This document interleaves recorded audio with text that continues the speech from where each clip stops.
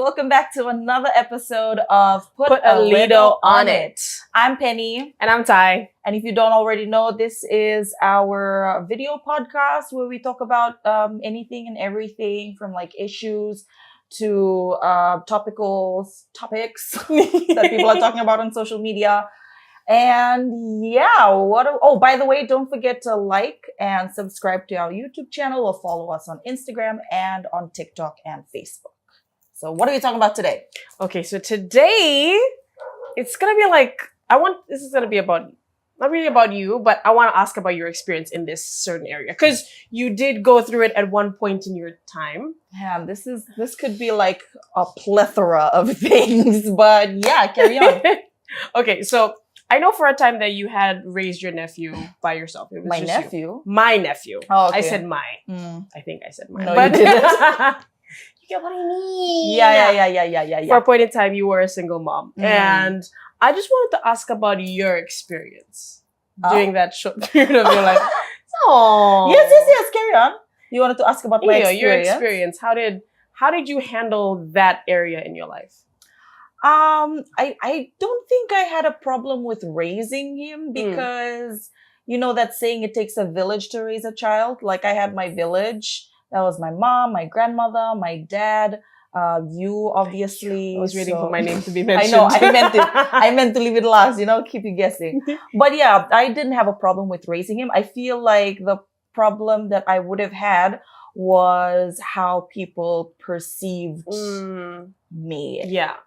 Or actually, you know what? It wasn't so much me. It was how people would perceive the family. Yes, that makes sense. Because, there were people in our family that were very respected members of the church. Yeah. So that whole, oh my God, like they're going to church, but their daughter Mandanga is, or their granddaughter Mandanga is a single mother.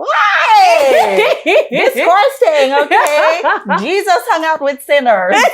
Anyway, but yeah, it was, and also, because working for FM96, a lot of people would use that as like a weapon, for lack of a better term. Like they would say, Sechi, just go Mandanga and raise your kid by yourself.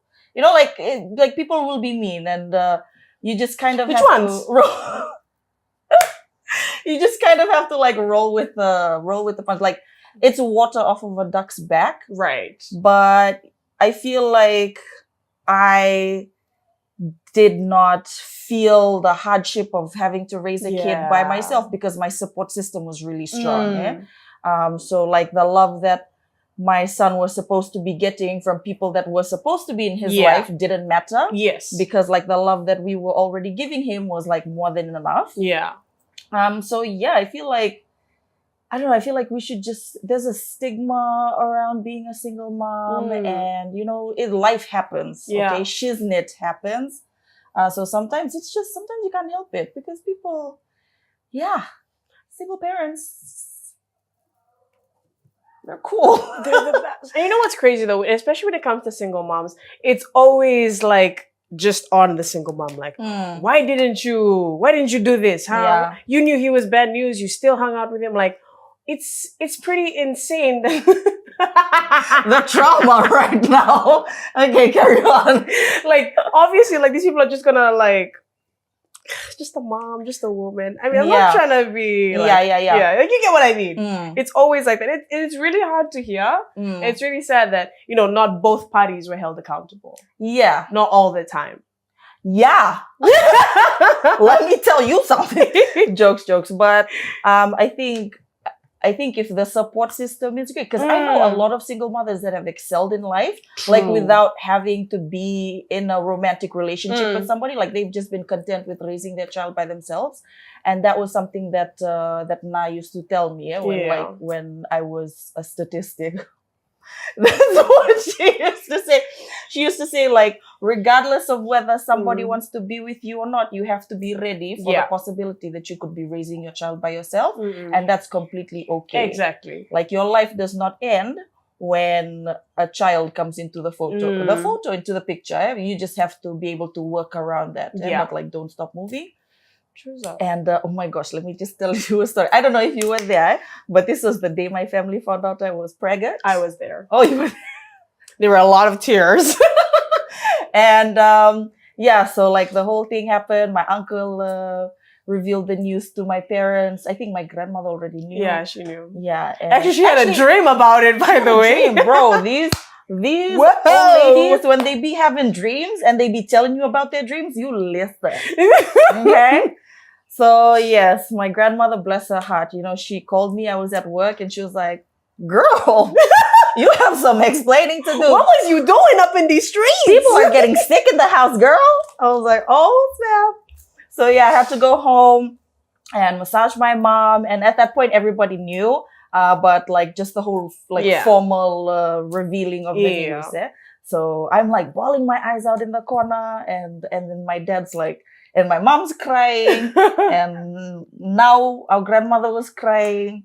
Even like, my uncle was crying. Like, no, I know where I get my emotions from. It's very much my mother's side of the family, bro. And and then after my uncle reveals the news, and my dad's like, "I don't know why everyone is crying, because this is news of life, not news of death. You know, we should be happy that a new addition to the family is coming." So yeah, I feel like the support has always been there from day one. And I couldn't have done it without the support system. Honestly, that is so true. I guess like from my point of view growing up, it was always like after we found out, basically my life revolved around my nephew right after that. Like it was just on the weekends after school, it was at home. On the weekends after school, it was at home. And I was not complaining. I was like living the life. I was like, you know what? I can do this. Yeah. I think I'm going to do this too one day. Like this is going to be... You can wait, bro. Trust me, you can wait.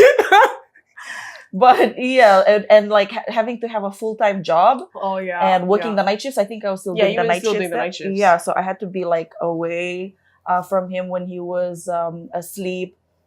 And then sometimes I would have to go to work early for meetings and stuff. So I would be away the whole day and the whole night. So I feel like if there's a strong support system, I'm good. I feel like you need to play a game while watching this. Just if you're grogging right now, just have a taki every time I say support system and see how dope you are by the end of this podcast. Okay? Yeah, but like I feel like family, even if your family is not there, if your friends are there to support you, it obviously wouldn't make the job of being a single mom easier, but it will, you know. Knowing that there's people there for you. Yeah, like, you know, it'll help you keep your sanity. Yeah. I remember when she had just given birth, like the family I had to wait outside, like, because all of her friends from work, all of her friends from high school, they were all like, all waiting in line in the family right at the back. She's like, you know what? It's all right. He's coming home to us anyway. So yeah, that was it. Also, shout out for two of my friends, Alex and Isaac. They were there on the day of my birth, me birthing my child. Also, Courtney Robinson, she was there. She actually knew that I had given birth before my mom and my sister did. So they were already there. They all made sure that even though I had to be in the labor room by myself, that I wasn't actually alone.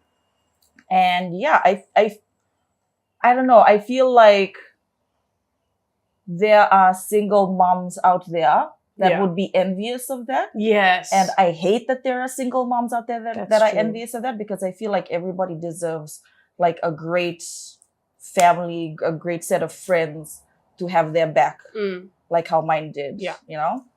Like with now being married, how, like, was it hard to like find someone who was willing to be with you while... No, because we're awesome. Yes, you are. We are amazing. Okay, my son and I are the vibes. Everybody just wanted us. No, but actually, I don't know. I feel like it was more of a mind games thing. Yeah. Because people are constantly belittling you for being a single parent. You think that you're not good enough for anybody. But I feel like people nowadays are more accepting of that. That's true. So when I finally did get back into onto the dating scene, it wasn't as hard as I thought it would be. Right. And then I got married, and he was like absolutely in love with Jeremiah, my son. And now we have another kid. And so I'm basically raising 3 children. I'm raising 4. Period. But yeah, it wasn't that hard to like get back. I just feel like people are more accepting now, and which is really great. Which is really nice to hear. That's true. It really does a lot for the self-esteem of the single parent. True's up. Wow. You know what? I liked today's episode. I really enjoyed it. And I hope you enjoyed it too. And if there's anything that you would want us to talk about next week, whether we can even touch on single fathers, we can empathize as well. I feel like I was just in a therapy session. You were. And thank you for coming to my TED Talk. And how did that make you feel? Anyways, don't forget to, like she said, give us suggestions and see you on the next episode of Put a Lido on It.